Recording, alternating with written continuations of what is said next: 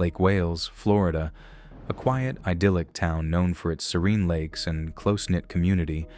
But in March 2018, this tranquil setting became the backdrop for an unthinkable tragedy. This is the heartbreaking story of Giovanni Diaz, a 15-year-old with a bright future, and Dylan Alex Murray, a 16-year-old whose violent actions shocked the nation. Giovanni Diaz, a life full of potential. Giovanni Diaz was known for his kindness, warmth, and unwavering loyalty to his friends and family. A student at Frostproof Middle Senior High School, Giovanni was not only academically gifted, but also deeply compassionate. His peers described him as someone who could light up any room he entered. He loved playing soccer, dreamed of traveling the world, and aspired to make a difference in his community, but those dreams were tragically cut short. Dylan Alex Murray, a troubled teen. Dylan Alex Murray was a young man battling inner demons. On the surface, he appeared to be a regular teenager, but those close to him noticed troubling signs. His social media was filled with unsettling images, bloody clowns, knives, and cryptic messages hinting at violent thoughts. Friends and family noted his struggles with anger and impulsivity. While many hoped he would overcome his challenges, no one could have predicted the darkness brewing within. A friendship turned sour.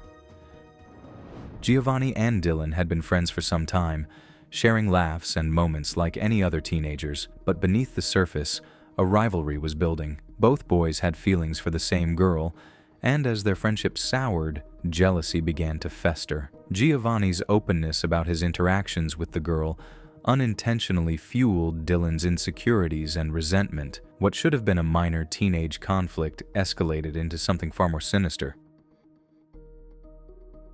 The day of the crime.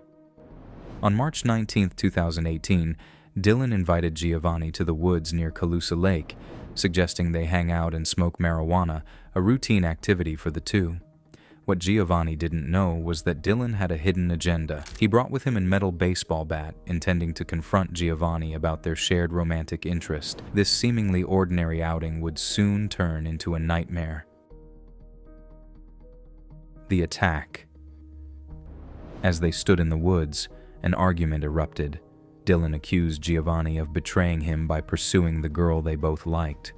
Consumed by jealousy and rage, Dylan struck Giovanni with the bat. The first blow was enough to stun Giovanni, but Dylan didn't stop. He continued to swing, hitting Giovanni repeatedly in the head, face, and chest. The attack was brutal, calculated, and fatal. Giovanni died at the scene. The aftermath and the 911 call. After the attack, Dylan made a frantic 911 call, claiming the act was in self-defense. However, his story didn't add up. Giovanni was unarmed, and the nature of his injuries revealed the true extent of Dylan's aggression. When police arrived, they found Giovanni's lifeless body and the bloodied baseball bat, a damning piece of evidence that sealed Dylan's fate. Investigation and motive. Dylan was arrested and taken to an interrogation room, while his victim, 15-year-old Giovanni Diaz, was rushed to the hospital. What Dylan didn't realize was that Giovanni had died at the scene from severe blunt force trauma to the head. The medical team confirmed his death shortly after, but the detective chose to withhold this information for now. The detective decided to carefully observe Dylan's behavior during the interrogation. However, the time would soon come when the detective would confront Dylan with the harsh truth that his actions had claimed the life of a 15-year-old boy, making him a murderer. Although Dylan asserted that he had been hit with a metal bat and a closed fist, there were no visible marks on his face or forearms. At the crime scene, the police discovered a pair of long blue latex gloves along with a blood-stained bat. Dylan claimed the gloves belonged to Giovanni, insisting that he had put them on just before attacking him with the bat. However, what the police didn't know, but would soon uncover, was that Dylan harbored an obsession with violence and had long been curious about what it would feel like to take someone's life. The detective was on the verge of making a critical error by revealing to Dylan that Giovanni had died. The detective didn't realize that Dylan's fascination with violence extended beyond the screen. He was really into shows like Dexter, and his Facebook was full of violent content. Dylan had told his friends he was curious about what it would feel like to kill someone, but they just thought he was weird and told him to stop binge-watching TV. Dylan showed no pity for the victim or their family. He only cared about himself. While the detective collected Dylan's DNA, they waited for the results from the crime scene. Soon, the detective would find out things about Dylan that he was hiding and tell him the truth. The detective found it highly suspicious that Dylan came rushing out of the woods, clutching a pair of latex gloves the moment the police arrived. If Giovanni had truly put them on before picking up the bat, it raised a troubling question. Why was Dylan, not Giovanni, the one holding them? This detail only deepened the detective's suspicions, suggesting that Dylan's story didn't add up.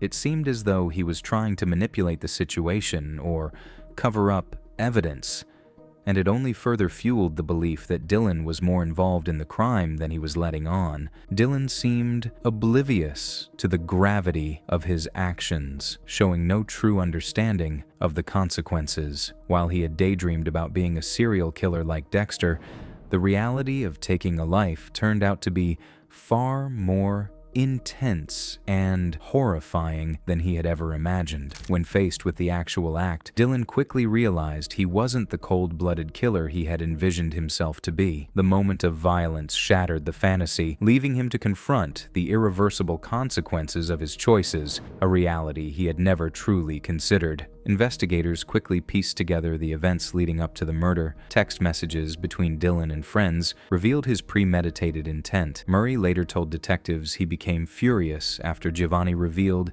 he had been intimate with a girl Murray had previously dated and was still deeply in love with. Dylan confessed, admitting that his actions were fueled by jealousy and rage. This was no act of self-defense. It was a deliberate and unprovoked murder.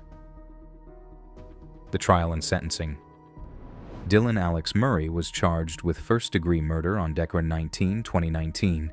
During the trial, prosecutors highlighted the premeditated nature of the crime, while the defense attempted to argue mitigating factors, including Dylan's age and mental health struggles. Ultimately, the court found Dylan guilty. In December 2021, he was sentenced to 60 years in Florida State Prison, with 20 years of probation to follow. At the time of the crime, Murray was just 16, a juvenile, which gave the court some discretion in sentencing. If he had been an adult, he would have been facing a mandatory life sentence. Instead, after a period of time spent in juvenile detention, he was moved to the Polk County Jail when he turned 18. Now, at the age of 24, he remains incarcerated. He thought that copying a fictional serial killer would solve his problems, but it ultimately cost him a significant portion of his life. He will be eligible for a judicial review after serving 25 years, providing a chance for reconsideration. During the sentencing hearing, court documents revealed disturbing details about Murray's troubled past. He had reported hearing auditory hallucinations from the age of 10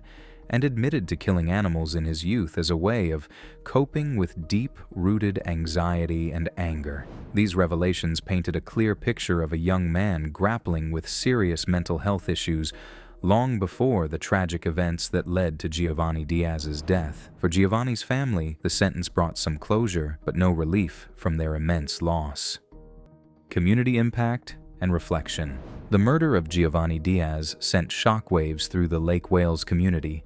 Vigils were held to honor his memory, and the town united in grief. Many questioned how a teenager could commit such a heinous act and what could be done to prevent future tragedies. Conversations emerged about the importance of addressing youth mental health, conflict resolution, and the dangers of unchecked anger and jealousy. Lessons in moving forward. Giovanni's death serves as a sobering reminder of the fragility of life and the devastating consequences of violence. Schools and community organizations have since implemented programs to promote mental health awareness and teach young people how to manage emotions constructively. While nothing can bring Giovanni back, his story has inspired efforts to create a safer and more compassionate community. Rest in peace, Giovanni. Thank you for watching. What are your thoughts on this case? How would you react if someone confided in you about their morbid curiosity about taking a life? Share your thoughts in the comments below.